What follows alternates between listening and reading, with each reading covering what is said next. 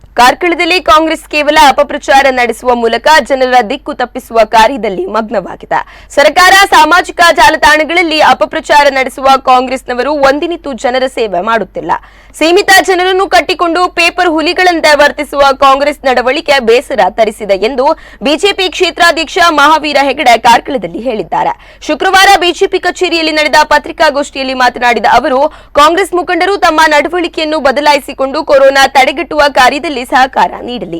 ಇಲಾಖಾಧಿಕಾರಿಗಳು, ವೈದ್ಯರು, ದಾದಿಯರು, ಆಶಾ ಕಾರ್ಯಕರ್ತರು, ಪೊಲೀಸರು ಕೊರೋನಾ ತಡೆಗಟ್ಟುವ ನಿಟ್ಟಿನಲ್ಲಿ ಶಕ್ತಿ ಮೀರಿ ಸಮರೋಪಾದಿಯಲ್ಲಿ ಶ್ರಮಿಸುತ್ತಿದ್ದಾರೆ. ಜನಪ್ರತಿನಿಧಿಗಳ ಸೂಕ್ತ ಸಹಕಾರದೊಂದಿಗೆ ಬಹಳ ಉತ್ತಮ ರೀತಿಯಲ್ಲಿ ಕಾರ್ಯನಿರ್ವಹಿಸುತ್ತಿದ್ದಾರೆ. ಬಿಜೆಪಿಯ ಸುಮಾರು 600 ಮಂದಿ ಕಾರ್ಯಕರ್ತರು ಕೋವಿಡ್ ಬಾಧಿತರ ಮನೆಗೆ ಭೇಟಿ ನೀಡಿ ಆರೋಗ್ಯ ವಿಚಾರಿಸುತ್ತಿದ್ದಾರೆ. ಮೂಲಭೂತ ಸೌಕರ್ಯ ಒದಗಿಸುವಲ್ಲೂ ಕೆಲಸ ಮಾಡುತ್ತಿದ್ದಾರೆ. ಇವರಿಗೆಲ್ಲರಿಗೂ ಕಾರ್ಕಳ ಬಿಜೆಪಿ ವತಿಯಿಂದ ಅಭಿನಂದನೆ ಸಲ್ಲಿಸುತ್ತೇನೆ ಎಂದಿದ್ದಾರೆ.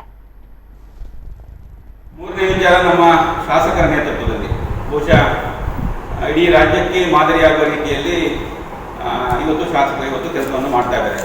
ಬಹುಶಃ 15ಗಳನ್ನು ಇಲಾಖಾ ಅಧಿಕಾರಿಗಳು ಮಾಡಿ 2 ಆಕ್ಸಿಜನ್ ಪ್ಲಾಂಟ್, ಒಂದು ಕಾರ್ಕಳ ಸರ್ಕಾರಿ ಆಸ್ಪತ್ರೆ, ಇನ್ನೊಂದು ಹೆಬ್ರಿ ಸರ್ಕಾರಿ ಆಸ್ಪತ್ರೆ, ವಿವಿಧ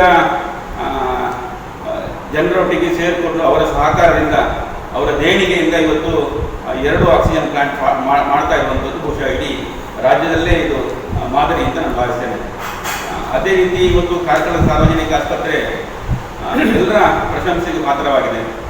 ಅಲ್ಲಿ ನಮ್ಮ ಕಾರ್ಯಕರ್ತರು ಹೆಲ್ಪ್ ಡೆಸ್ಕ್ನ ಮುಖಾಂತರ ದಿನದ 24 ಗಂಟೆ ಕೆಲಸ ಮಾಡಿದ ಪರಿಣಾಮವಾಗಿ ಇರ್ಬೋದು ಎಲ್ಲವೂ ಕೂಡ ಒಂದು ಜನರಿಗೆ ಉಪಯೋಗ ಆಗಿದೆ.